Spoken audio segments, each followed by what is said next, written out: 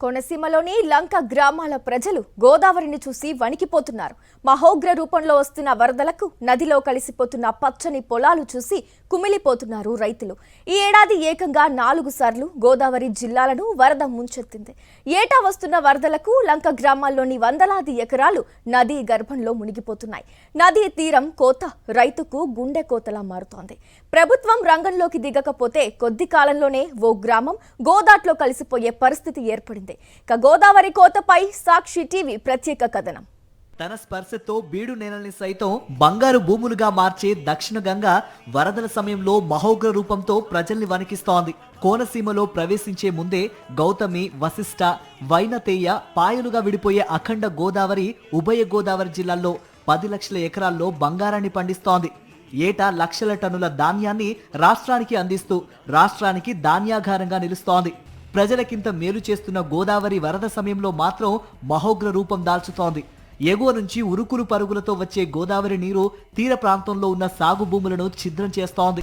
నదీ ప్రవాహ తీవ్రత అధికంగా ఉన్న ప్రాంతాలలో కొన్ని చోట్ల గ్రోయిన్లు అని పిలిచే రాతి కట్టడాలను నిర్మించారు.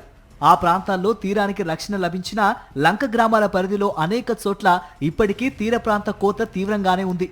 ఉభయ గోదావరి జిల్లాలను ఆనుకొని దాదాపు 530 కిలోమీటర్ల మేర గోదావరి ఏటిగట్లు ఉన్నాయి. వీటి పటిష్టత కోసం దివంగత నేత వైఎస్ రాజశేఖర రెడ్డి హయాంలో గ్రోయిన్లు నిర్మించి చాలా వరకు గట్లను పటిష్టం చేశారు. వైఎస్ జగన్ వచ్చాక కూడా కొన్ని ప్రాంతాల్లో గ్రోయిన్లు నిర్మించారు. కూటమి ప్రభుత్వం వీటి గురించి పట్టించుకోవడం లేదు. దీంతో గోదావరి వడి ఎక్కువగా ఉన్న ప్రాంతాల్లో కోత ప్రమాదకరంగా మారింది. గోదావరి కోత ప్రభావానికి తీవ్రంగా నష్టపోయిన ప్రాంతాల్లో డాక్టర్ బిఆర్ అంబేద్కర్ కోనసీమ జిల్లా ఆలమూరు మండలం బడుగువాని లంక గ్రామం ఒకటి. ఈ గ్రామం వద్ద గోదావరి కోత చాలా ఎక్కువగా ఉంటుంది. నదీ ఉధృతి కారణంగా వేలాది ఎకరాల పంట భూములు గోదావరిలో కలిసిపోయాయి. ఒకప్పుడు ఇక్కడ 2600 ఎకరాలు ఉండగా ఇప్పుడు 1600 ఎకరాలు మాత్రమే మిగిలాయంటే పరిస్థితి ఎంత తీవ్రంగా ఉందో అర్థం చేసుకోవచ్చు.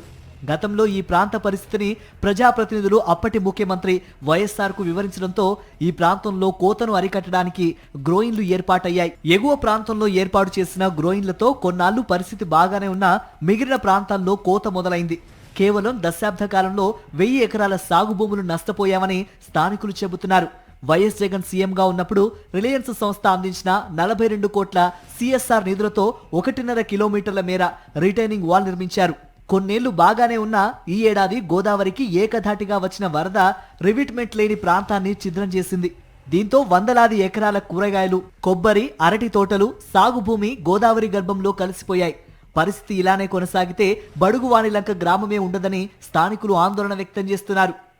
3 రోజుల క్రితం అండి ఇది ఒక మాపు ఒడి తిప్పేసి మొత్తం ఒక 2 ఎకరాలు చేను లేచిపోయిందండి. ఇది వరకు ఎప్పుడో 2024లో కట్టినప్పటి నుంచి ఇది ఎరగలేదండి.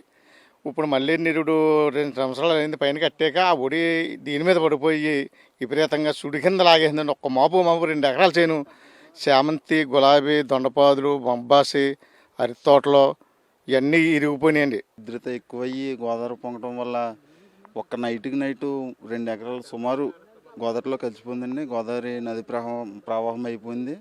ఇలాగే కొనసాగితే మొత్తం బడుగువాని లంక అనే గ్రామం ఉండకపోవచ్చు అని అనుకుంటున్నామండి. మరి ఇప్పుడు దాకా మరి బడుగువాని లంక మ్యాప్లో ఉందో లేదో కూడా మాకు తెలీదు.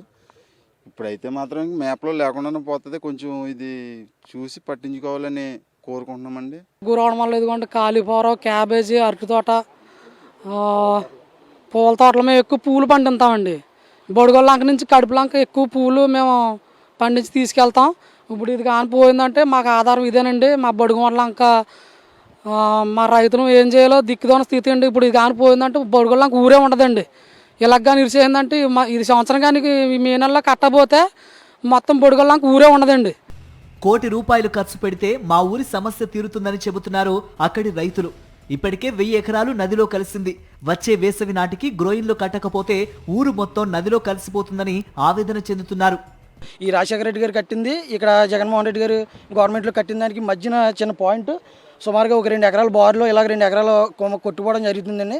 అక్కడ రాజశేఖర రెడ్డి గారి గవర్నమెంట్లో 20 కోట్లు ఖర్చు పెట్టినా, జగన్ గారి గవర్నమెంట్లో 40 కోట్లు ఖర్చు పెట్టినా, ఇక్కడ మధ్యన ఉన్న పాయింట్లో కనీసం 1 కోటి రూపాయలు ఇప్పుడున్న చిన్న అమౌంట్ కాబట్టి, తక్కువ అమౌంట్ కాబట్టి 1 కోటి రూపాయలు ఖర్చు పెట్టి ఈ రెండాటికి మధ్యన ఉన్న జంక్షన్ ఏమన్నా బాగు చేస్తే మా గ్రామంలో ఉన్న 4,000 మంది జనాభా కానీ ఉన్న మిగిలిన ఇప్పటివరకు 1000 ఎకరాల నదీపాతం అయిపోయింది, మిగిలిన 1500 ఎకరం భూమి అయినా కానీ నిలబడుతుందని చెప్పి మా గ్రామ ప్రజలందరూ ఆకాంక్షిస్తున్నామండి.